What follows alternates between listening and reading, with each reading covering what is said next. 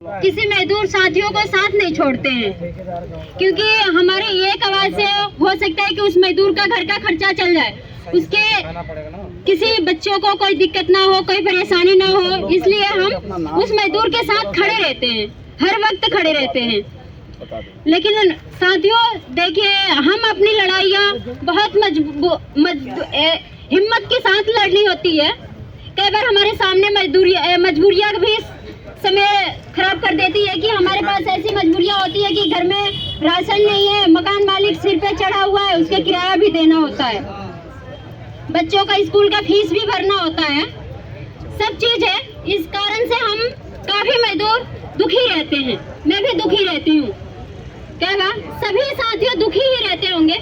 कुछ लोगों को ऐसा भी हो सकता है कि उनका अपना मकान हो तो उनको किराया नहीं देना पड़ता होगा, लेकिन बहुत सारे मजदूर यहाँ पे साथी होंगे जो सभी लोगों को किराया देना होता होगा, रेंट पे रहते होंगे, सबको दिक्कतें होती हैं। लेकिन मैं इतना ही चाहती हूँ कि सब लोग एक साथ खड़े रहिए, एक साथ मजबूती से खड़े रह के लड़ाइयाँ लड़ सकते हैं। हम बड़े बड़े मालिकों से भी हम लड़ भिड़ सकते हैं, जीत सकते हैं, लेकिन आप लोग साथ खड़े रहेंगे तभी हम कुछ कर पाएंगे।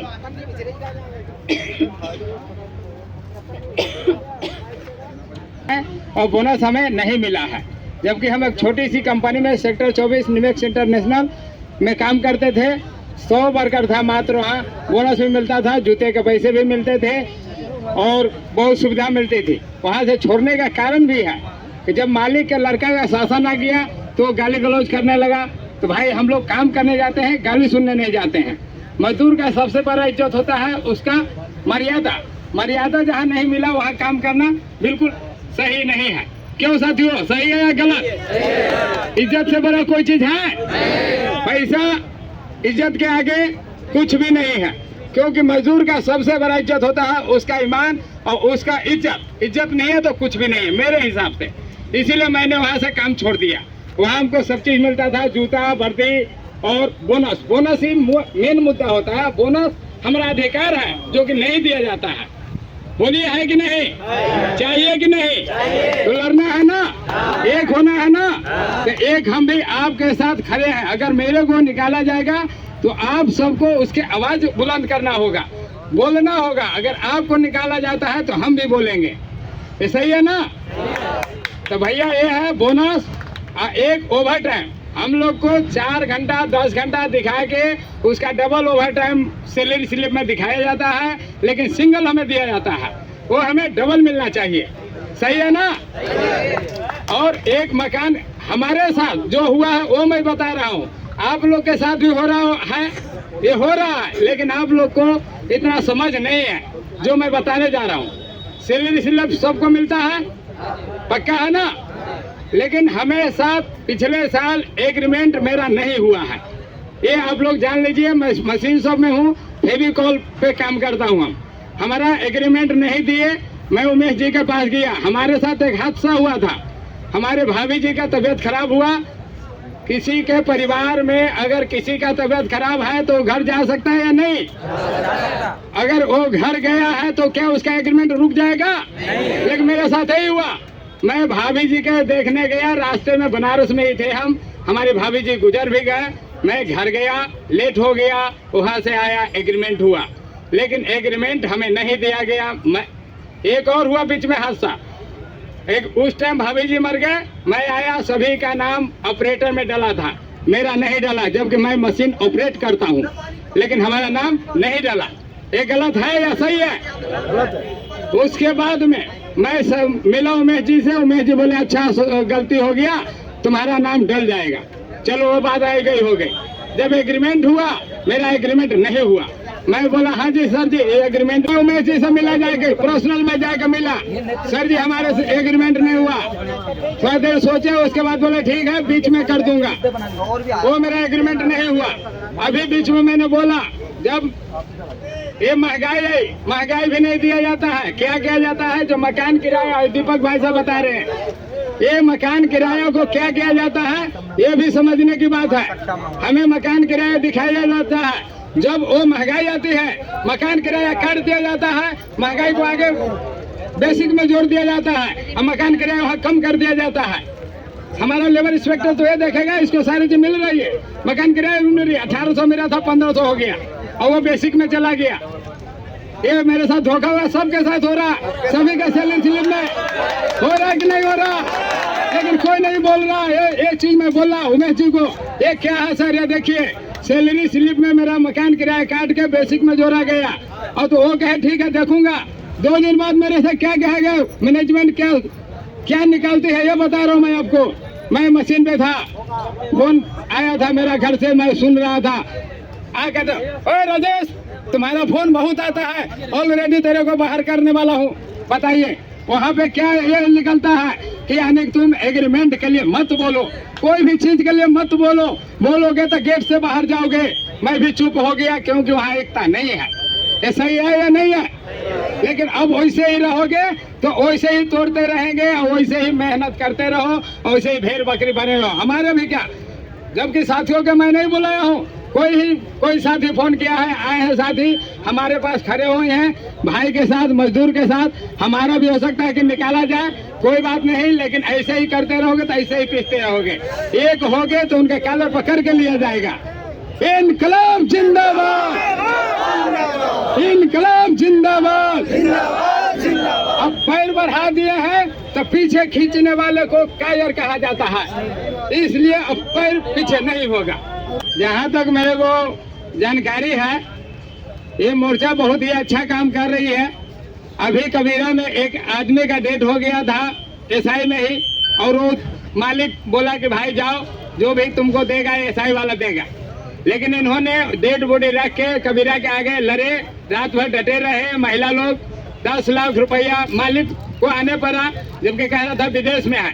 पहले कह रहा था मालिक यहाँ है ही नहीं, विदेश में है, लेकिन रात भर डटे रहे।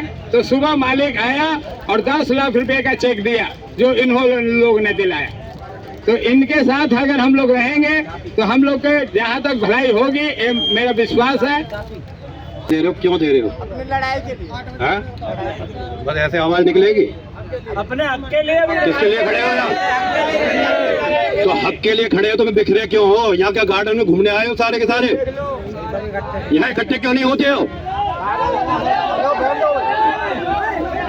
जब बोलने की बारी आती है तो पीछे मुंह छुपाते हो। माँ का दूध पिया है या बकरी का?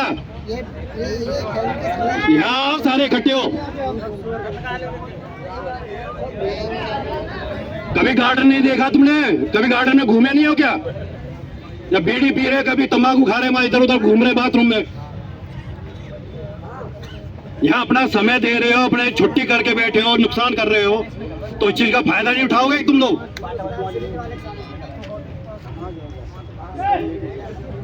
अभी समझ में नहीं आ रही लोगों को? कभी बल्लभगढ़ के गार्डन में घूमे नहीं है ये लोग? ऐसी एकता दिखाएंगे? अरे खाना खा रहे हैं तो खाना को कोई मना कर देगा? यहाँ खाना खा रहे हैं, सबको ही भूख लग रही है। जो सुबह उठ के खाना सीख के लाए वो खाना तो सबको ही खाना है ना, फिर क्या दिक्कत है? आप भी बताइए, मुद्दे हैं ना वो लिख तो रहे हैं वहाँ पे। नहीं, मुद्दे तो ये लोग बता देंगे। मैं मुद्दा वही है, हम लोग कहीं अलग नहीं है सबसे। पर मेरे को तो ये चीज बहुत सबसे बुरी लग रही है ना कि यहाँ मतलब एक चार तरीका क्या है? सही बात है भाई हमारी कंपनी की लड़ाई है, हम लोग ही अगर बिखर रहे हैं तो ये उमेश जैसे तो हम लोगों को जो चुटकियों में मसल के रख देंगे, और वो मसलता भी है। मेरी कई बार लड़ाई हुई है, मैं कभी दबता नहीं हूँ किसी से। मैं ऊपर वाले से दबता हूँ, अपने बाप से दबता हूँ, बाकी किसी से नहीं दबता। वरना दबना चाहिए, अपने हक के लिए खूब खुल कर बोलना चाहिए, खूब लड़ना चाहिए, और सामने वाले का जो कर सकते हो करने देना चाहिए उसका। हमारी लड़ाई जिस मुद्दों पे है उस मुद्दे पे रहना है, और ये एंड तक रहनी है, क्योंकि हमारे सामने अभी इंक्रीमेंट का टाइम आ रहा है। और तुम्हें पता है कि जब रोते हैं तभी वो सारे सुनवाई करते, वैसे नहीं सुनते वो लोग वहां, क्योंकि अंधे बैठे हैं, बहरे बैठे हैं और लूले लंगड़े सवरे बैठे हैं। मतलब वहां उनको समझ में नहीं आता कि मजदूर क्या है क्या नहीं है। ये उन्होंने तो समझा है भेड़ बकरिया है, साला काम पे लगा दो, सुबह आए, रात में 11 बजे तक रोको, 3 बजे तक रोको, उल्टा सीधा खाना दे दो, खाएगा सोएगा, फिर सुबह उठ के यहीं आएगा। तो थोड़ा अपने इस चीज को जो तुम लोग टाइम खराब कर रहे हो इसको दिखाओ और सारे इकट्ठे हो जाओ। और ये लड़ाई अब कैसे पार जानी चाहिए, हमारे जितने मुद्दे अब कैसे पार होने चाहिए इस बार, चाहे 2 दिन लग जाए, 4 दिन, महीना, 2 महीना, जितना लग जाए, नफा नुकसान उसे बाद में सोचना है। अभी जो हमारा मेन मुद्दा है उस पर तो लड़ना है और इस चीज को बना के रखना है, किसी के बहकावे में नहीं आना है। उमेश आएगा कि कभी कोई आ रहा है, कभी कोई आ रहा है, किसी के बहकावे में नहीं आना है। सुबह राजवीर जी आए, अरे देवेंद्र चलना भाई, तू मत ही चला। मैं बोला, मैंने एक बार बताओ, ये मैनेजमेंट और वर्कर की लड़ाई तुम बीच में कहाँ से आ गए? तो मुझसे तो बोलते हैं, अरे यार 2 साल से तो मेरे भी पैसे नहीं बढ़े, मैंने तुम क्या फिर ऐसे मरा रहे हो? जब तुम नारे पैसे नहीं बढ़े तो फिर तो हम लोगों के साथ में आओ ना, फिर वहाँ क्या कर रहे हो? अरे नहीं नहीं, नौकरी का सवाल है, तुम्हारी नौकरी का सवाल है, बाकियों के तो मसाले खेत कल्याण बैठे हैं, है ना, ये तो पैसे वाली पार्टी है, तो सारे के सारे। तो मेरा मतलब वही है, आप लोगों को जो है सारे ये चीज़ दिखानी है अब कैसे, और ये हमेशा के लिए दिखानी है, ये 1-2 दिन से नहीं होना। और किसी भी वर्कर पे अगर उंगली उठती है तो सारे को इकट्ठे होके बोलना है, ये नहीं अरे ये तो मशीन शॉप का है, ये उसका है, ये उसका है।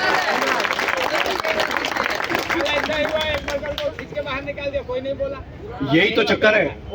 और बीच में मत बोलिए सब लोग। और ये चीज भी मैं बता दूं, परसों की बात है, उमेश जी ने मसीह शॉप में मीटिंग करी थी, कल की बात है सर। सबको बोलते रहे, बोले कोई बंदा उठे कुछ बोले तो सही। मैं अपनी तारीफ नहीं कर रहा, मेरे को गलत बर्दाश्त नहीं है, मैं उठा, मैं बोला भी, लेकिन मैं ये देख के बड़ा हैरान रहा कि 100-150 के आदमियों में से दूसरा कोई बंदा उठा ही नहीं। तो ये कितनी शर्म वाली बात है। जब हमारे मैनेजर खुद हमसे कह रहे कि खुल के बात करो, खुल के बोलो, तो बोलते क्यों नहीं है यार? काहे का डर है? नौकरी का डर है? अरे किसी के बाप में दम है, तुम्हारी नौकरी खा जाएगा? तुम्हारे हाथ पैरों में दम नहीं है? तुम किसी की सोच सिफारिश से नौकरी कर रहे हो कि अपने दम पे कर रहे हो? ये बता दो। अपने दम पे कर रहे हो ना, तो ये जोर सिखाओ फिर। किसी के आगे झुकना नहीं है, दबना नहीं है, और अपने मुद्दों को सीधा सीधा बोलना है और क्लियर करना है। इंकलाब, इंकलाब, भवानी मजदूर।